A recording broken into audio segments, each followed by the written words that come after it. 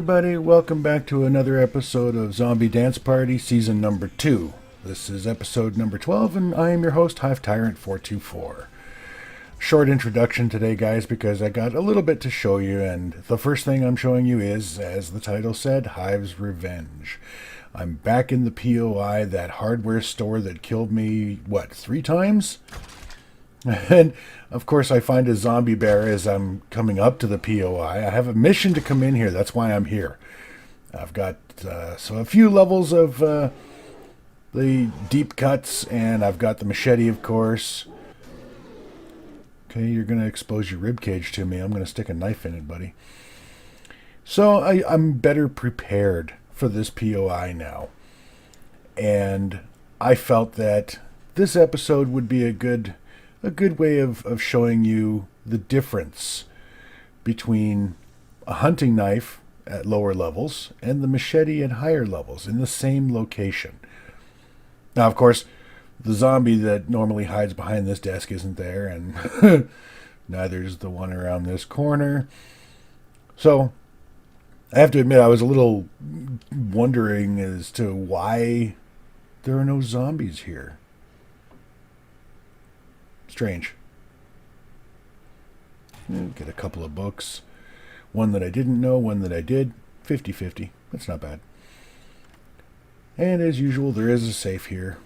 There isn't always, just so you know. In case you're thinking that that's a good place to consistently find a safe for loot, it's not. But more often than not, there's a safe there. What do we got here? Oh, just a broken cabinet. Looked like a hidden stash of some kind. Alrighty. Okay, no zombie in the staircase. That's unusual.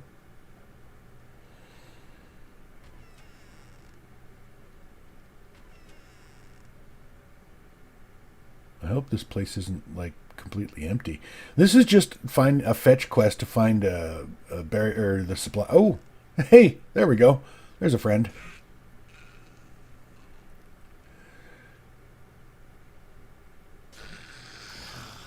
Oh, woke up the third guy. And the one in the kitchen, probably. Yep, there he is. How's it going, buddy?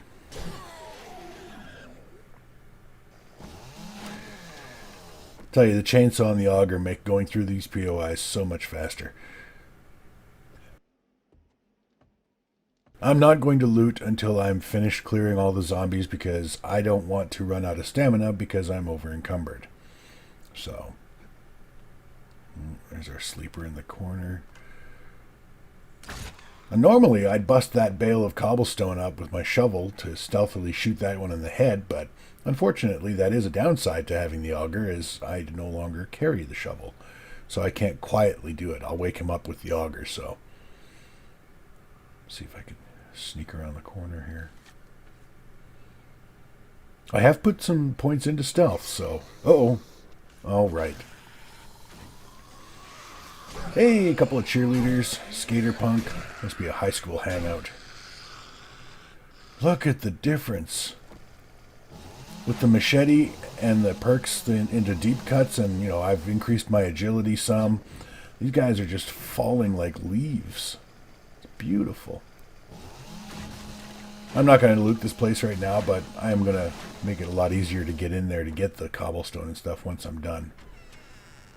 The fabled staircase of death. Died twice in that stairwell alone. Now, I'm not sure why. This is the way that the fun pimps send you through this POI. But I'd never actually gone this way before. So I'm poking through and looking at everything here. And this is actually why they have that zombie bust through that wall. So that it exposes this way to go where you need to go.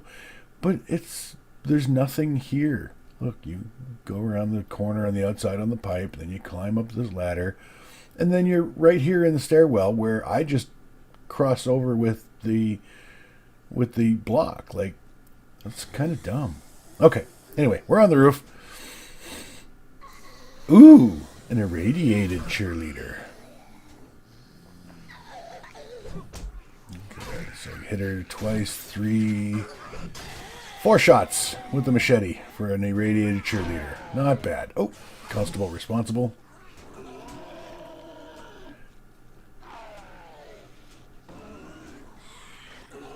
Yeah. Took her head right off. And I knocked the cop down, and he's bleeding. Nice. Hit that guy in the face. Oh! Ow! Oh, I really hate those cops. When they do that explosion thing that just... So cheap, you know. I mean, yeah, I can throw grenades, but I'm not going to because I'm doing a silent build. But still, what's the point? Alright, what do we got? Oh! Oh, the schematic for the Crucible. We have ourselves a game changer, ladies and gentlemen. That is going to make things a lot easier. Alright. Alright, we're going to bump up our salvage operations because we are going to need to get more electrical parts for all the traps that I'm going to be building now that I have the ability to make steel. And I was so busy reorganizing my inventory back at the headquarters because I made some steel drawers now that I have the ability to make steel that I almost missed the start of the audition. So I was not prepared for this one. But the traps are still in place. The spikes are softening them up. I know I said that I don't like using the wooden spikes, but the last blood moon on day 21, I had a lot of zombies up in this hallway, more than I could handle. I was able to beat them, and they didn't get me. They didn't get to the end of the hallway, but it was close. So I wanted the wooden spikes to just kind of work them over a little bit. Here's our current kill count. I put some spikes around the building to not only work the zombies over for the blood moon, but also I wanted to discourage them from breaking it on the house during the week when it wasn't the blood moon. Because I do have a forge, so I am getting screamers occasionally, and they're just annoying the hell out of me when I'm trying to work, so I'll give up a little bit of XP for the comfort of knowing that they're not breaking through the walls as easily. So what I was trying to do here when I was trying to recover stamina was using the nail gun to repair the doors to slow them down. It's not a bad idea, but it's not working very well. As you can see, they still manage to break down the doors. I'm not getting them fully repaired, and so then I switched to my machete and I'm starting to chop them up, blow through my stamina bar, and switch back to my nail gun, and they're breaking the doors, the hatches anyways. I'm very, very glad that we have the Crucible now. We can make forged steel. I'm upgrading these hatches to vault hatches, which will make it a lot harder for the zombies to just burn through them the way they're doing here. I don't have that many electric fences in the tunnel underneath the hatches yet, and so once they've broken through enough hatches, the problem will be compounded with the number of zombies that I'm dealing with. And those damn dogs. I gotta figure out something about those dogs because they're down underneath the hatches. I can get at them if I shoot them, but I can't hit them with my knife. So that bears some thinking on. And just look at all these zombies. I mean, they're flooding this hallway, which is awesome, right? Because I've got them exactly where I want them. Now the question is, what the heck do I do with them? Never really thought it through, I guess. I definitely need more traps in this. You can see I've got some spikes in the top channel there for the ceiling, just to kind of discourage the zombies from jumping over these hatches. And it actually seems to be working fairly well. I don't know how many kills I'm losing to the spike traps, but at this point, survival is what I'm after. Again, with that Crucible and being able to make forged steel, that is a really big game changer. So we'll see some nice upgrades next episode, I think. And I'm sorry, I did not upgrade, or I did not commit this episode to electricity as I had said I was going to last episode. Things just didn't work out well as far as skills and... Ow! Okay. Maybe those spike traps in the ceiling aren't such a good idea. They seem to fall for whatever reason. Anyway, I didn't get as much accomplished in this last week since the data loss as I had hoped. So I wasn't able to acquire enough materials to make the different electrical components. I will endeavor to do so this coming week, I promise. I don't know if I'll succeed, but I'm going to try. Because now that we've got the zombies where we want them, we can channel them through this hallway. That seems to be working very well. But we got like a mosh pit of zombies going down there, and the electric fences, they can only take so much damage. Remember, each time a trap inflicts damage, it also takes damage. And once it takes enough damage, it stops functioning. If the zombies attack the traps directly, they can destroy them. Exploding zombies, cop zombies, the bomber biker guys, they can actually destroy the traps. But as long as they have a way around it, they won't actually attack the trap. But it's still, at a certain point, it stops working. Which is why I made this hallway so long. Which is why I intend to put electric fences down the length of this hallway. I just haven't done it yet. Because like I said, I didn't have enough electrical components. I haven't been out salvaging the way I should have. And I haven't been out salvaging because I didn't increase my salvage operations. Because I was trying to build my weapon and combat skills. It's a vicious, vicious circle.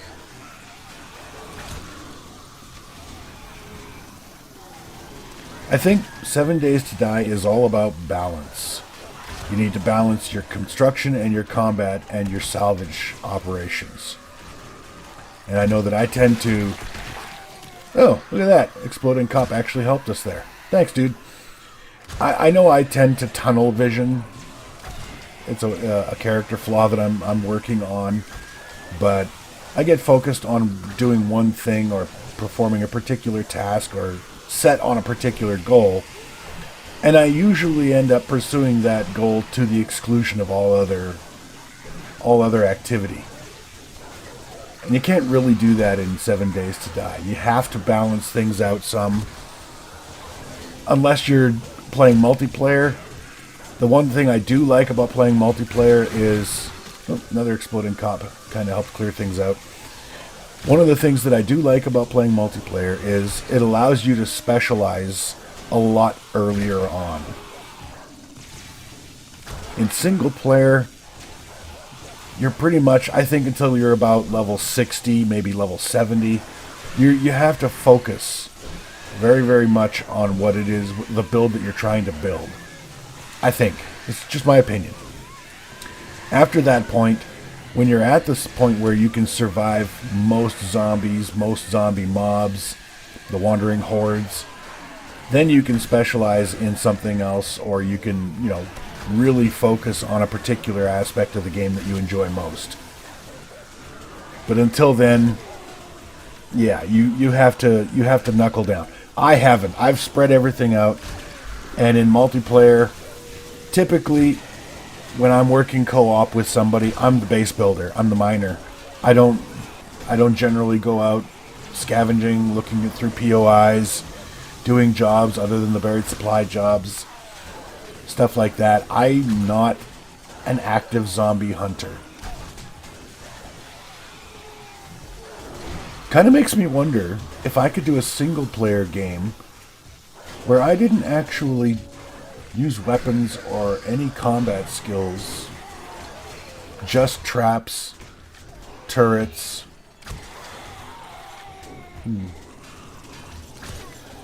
Maybe that's what Season 3 is going to be.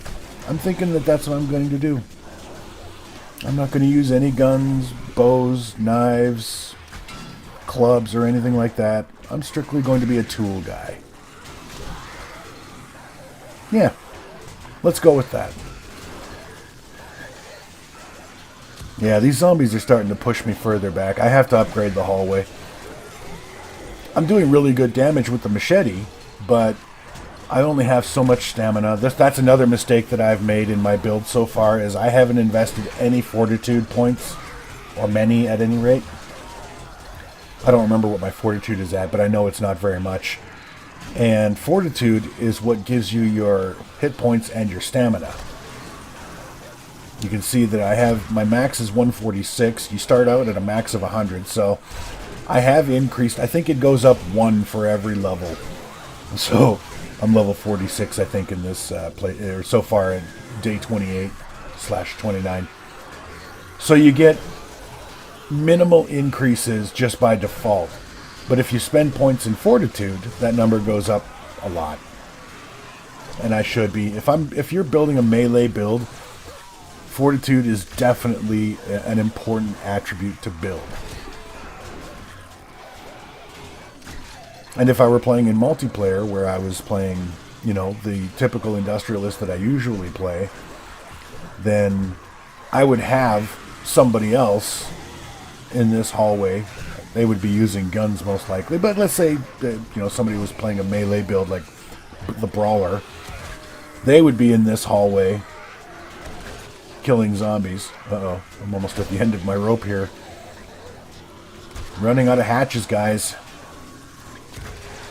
Anyway, in a multiplayer game, somebody else would be doing this, and I would be managing the zombies with my crossbow from above, or something. Ooh, look at all those dogs. On the one hand, I want an exploding cop to kind of get those dogs under control, but on the other hand, I'm at the end of the hallway here, exploding cop. Holy! Oh, look at all those birds. And they're stuck at the top hole there because they can't fit through a single square. I think they're 2 or 3 blocks wide because of their wings. Oh, sure. Put a bleed on me. Thanks a lot. Oh, boy. Alright. So, the headquarters is aptly named Bloodbath. That's unfortunate.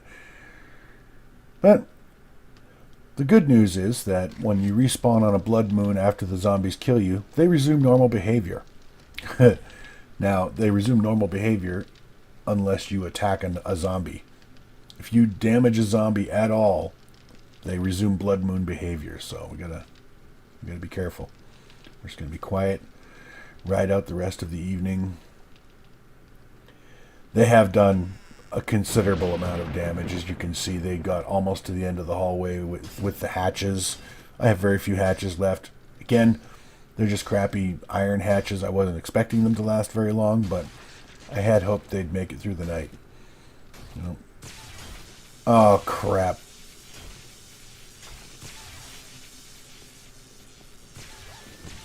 Oh, boy. I think... yeah, they did quite a bit of damage. I think my traps damaging the zombies reactivates blood moon behavior as well. That's a whole lot of zombies I can hear outside. Oh yeah, forgot my backpack.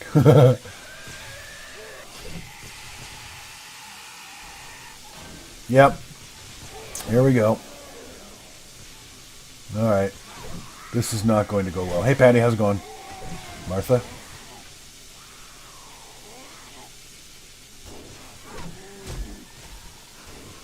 Oh boy.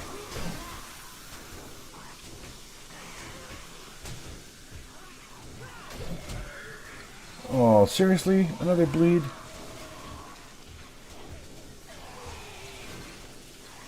Oh man. I'm in trouble here, you guys. Cornered from the top by the vultures. And if I go out there, even if I kill those vultures and I go out there, it'll spawn more vultures. And then they'll be able to attack me from range. I don't want that. Oop. Cops. That's not a good thing here. Oh man, look at all those zombies.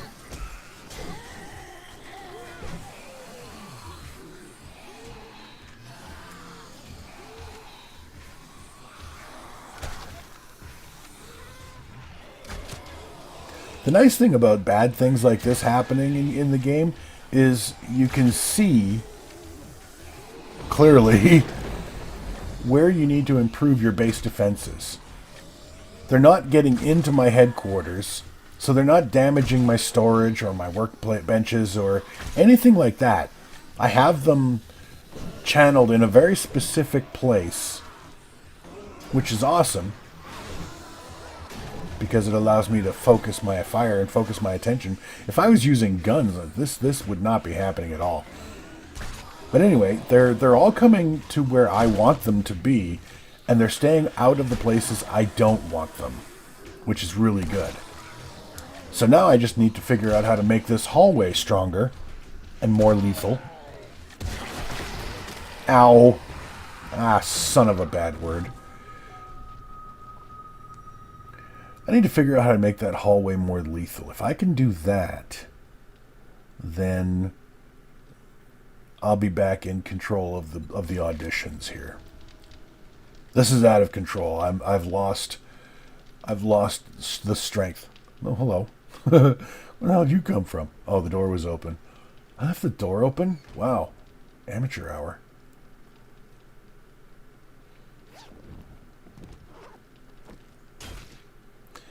Right now, the zombies are the ones that are in control of this game.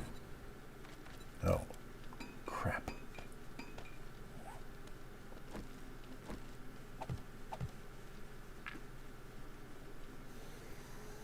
This is the point where I really should have installed a kill switch on my traps and not used those damn spikes.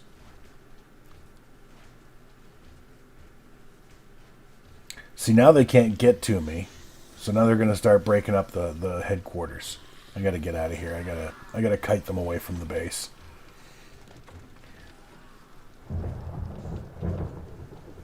I have seen players in multiplayer game get on their bike or get on their bicycle even on Blood Moons and just ride around and kite the zombies around or just outrun them. I'm not going to do that. Well, I am going to try and get their attention. I wish I had thought about it. Maybe I could have honked the horn. Does a motorcycle even have a horn? Are they following me? Yeah, there we go. Oh, some of them aren't. Come on, you guys. Oh, no! Oh, crap! Oh, that is... I hate that. Oh, Fun Pimps, you guys have got to fix the transition between blocks like that. Between natural earth and hard blocks, because that... I almost... Well, okay, I didn't almost die, but I could have died. It could have happened. There we go. Daylight. Yeah, run that fat cop over. I don't know if hitting them with vehicles does damage or not, but it should. Especially since there are spikes on the front of the motorcycle. I mean, look at that thing. Alright. Let's take care of these. Spiders with melee are a little tricky, because they like to jump. Ooh, just like that. It's like those stupid vultures. They're a pain in the ass unless you're kiting them.